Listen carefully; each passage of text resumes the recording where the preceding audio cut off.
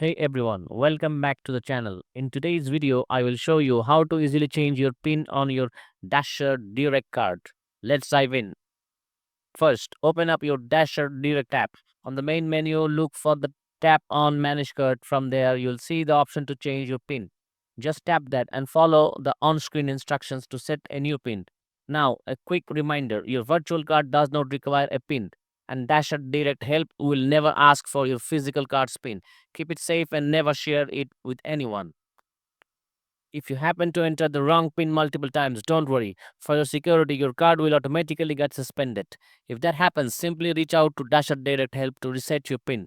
You can do that by tapping the button below. And that is it. You're all set with a new PIN for your Dasher Direct card. Thanks for watching, and don't forget to like, subscribe, and hit the bell icon for more quick tech tips. See you in the next one.